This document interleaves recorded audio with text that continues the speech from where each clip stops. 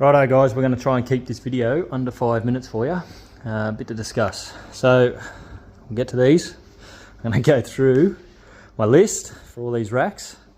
The rough guide of what we're going to have. Looks like a lot of room, but when you're breeding the fish out and you need tanks for the fish to then go into, you run out of room pretty quick. So I've got my little mud map ready to go.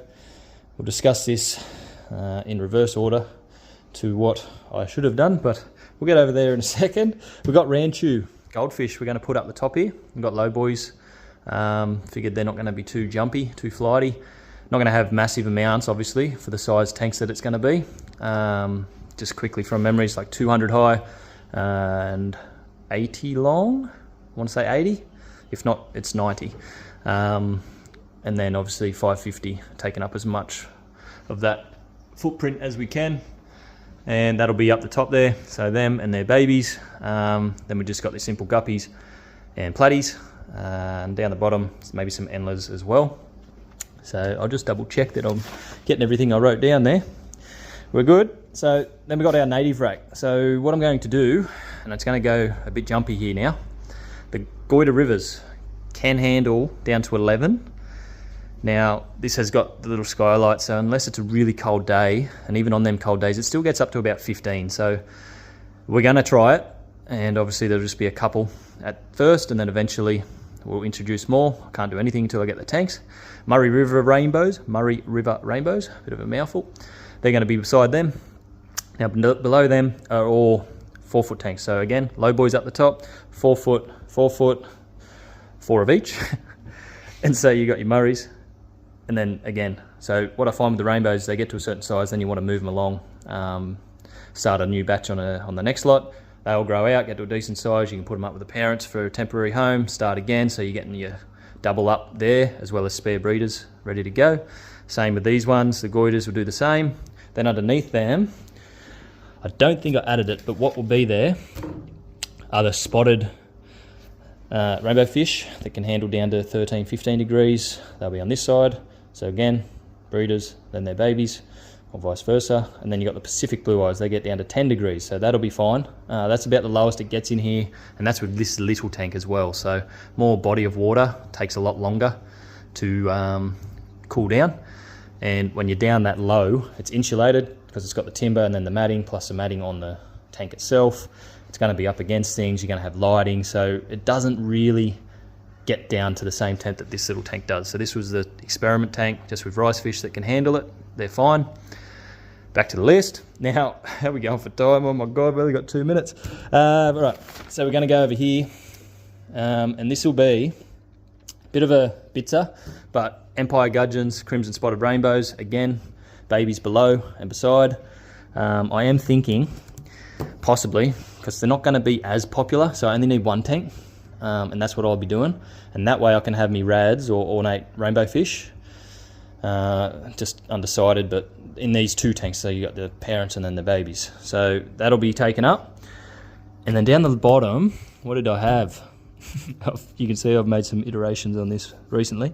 It's like all the dedicated shrimp tanks down there as well, will be ideal, and desert rainbows. So that was the only other thing.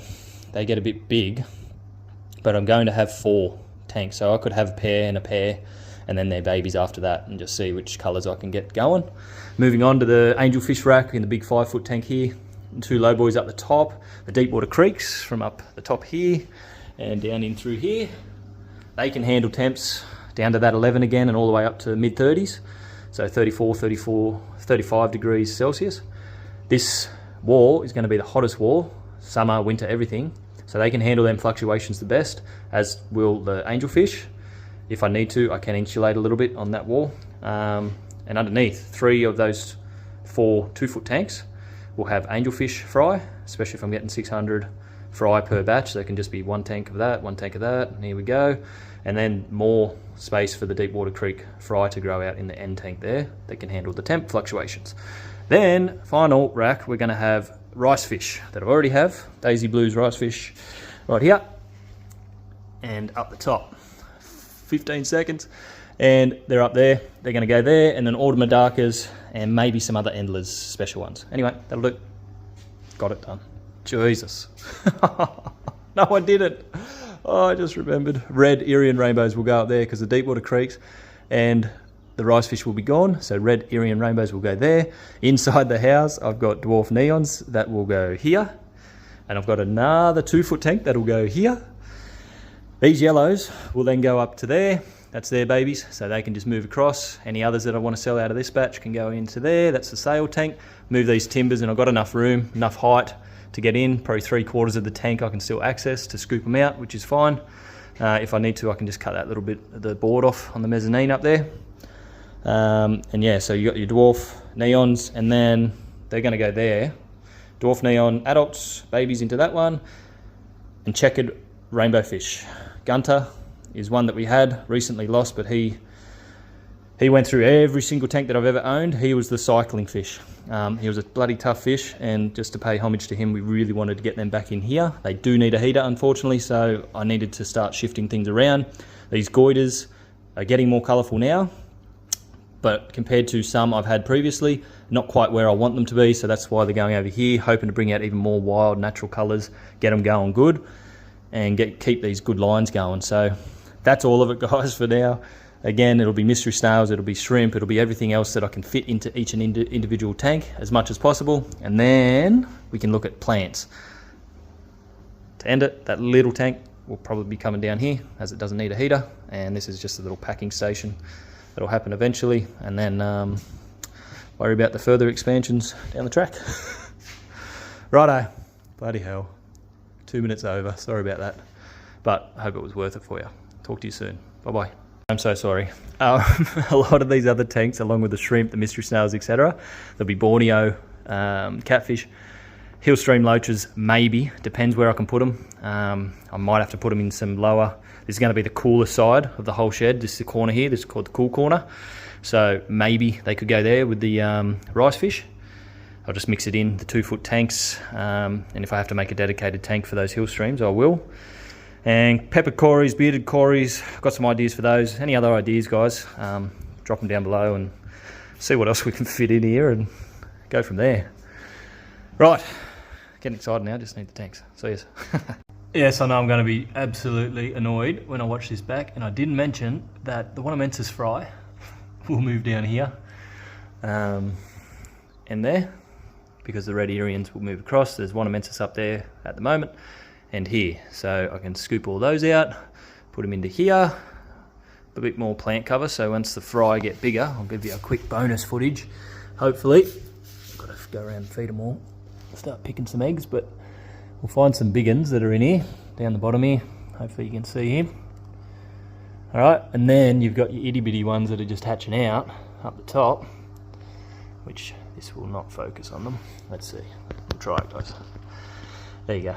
Alright, so then that plant cover is there for their safety, and again, rice fish, sorry, even the rice fish, they eat their own. They reckon they don't, but these guys do.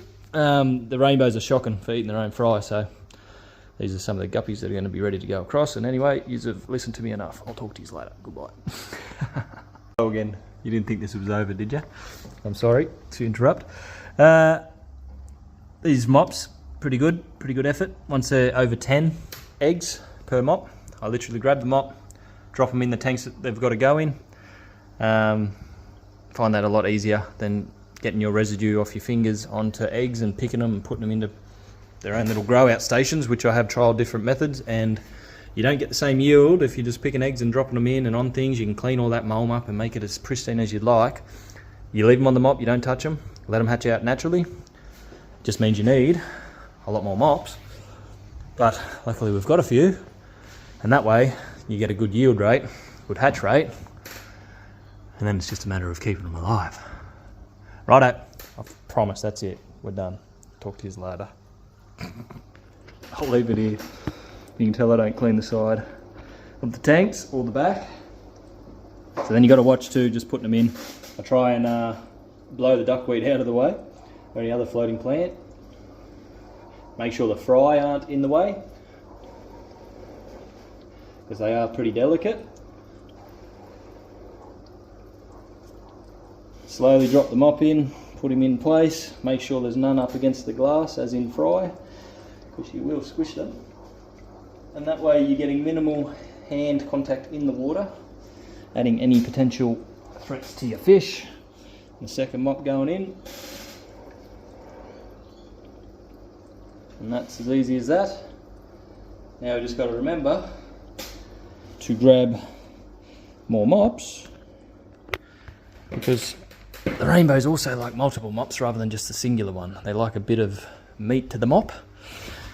And I don't know how that sounds, but that's what we're going to say. And then we'll just chuck them in and give them a squeeze, and away we go again. Righto guys, thanks for watching. 10-minute video instead of 5. That's alright though. That's good for me. See you.